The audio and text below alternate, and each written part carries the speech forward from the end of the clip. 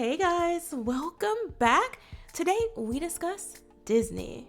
Disney has been in the news lately for its massive layoffs. You've probably already heard that approximately 7,000 jobs have been cut, making up some 4% of its global total. Now, many are celebrating, not so much that people are losing their jobs, but specifically that Disney seems to be bleeding money from terrible products and from betrayal of the fandom.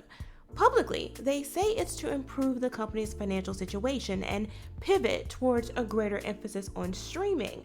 However, the latest announcement about Isaac Perlmutter suggests that this isn't just a cost-cutting campaign, it may well be an ideological takeover. Perlmutter sold Marvel to Disney in 2009. He had gained control of the superhero company in the late 1990s and expanded its merchandising business by licensing products like X-Men and Spider-Man to movie studios.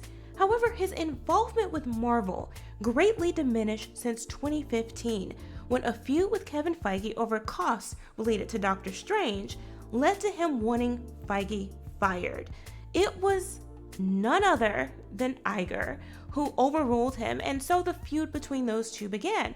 Perlmutter lost oversight of Marvel films as a result, and then lost oversight of television shows in 2019, and frankly, little about Marvel has been the same since.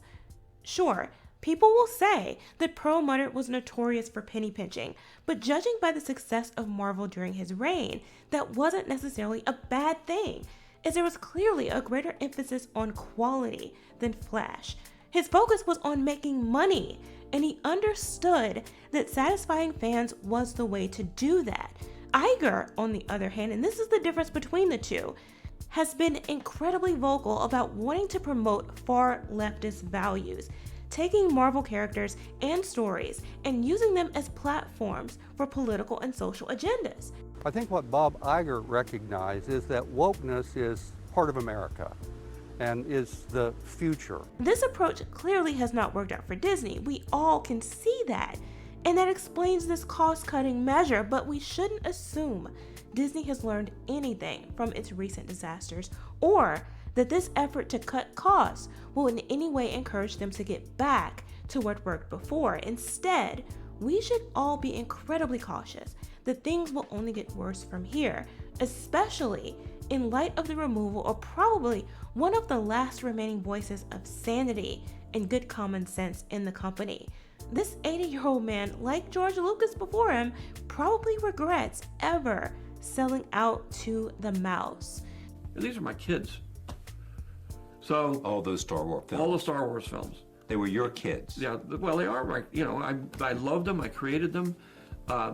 I'm very intimately involved in them, and obviously to and sell you them sold off, them. I sold them to the white slavers that take these things and. Okay, but I mean. There's a lesson to be learned here, especially for creators. Protect your IPs, protect your stories and your characters. And if you lose your rights, you lose your ability to stop them. But hey, those are my thoughts. Let me know what you guys think in the comments below. Thanks for watching. Remember to like, comment, share, and subscribe, and I'll see you next time.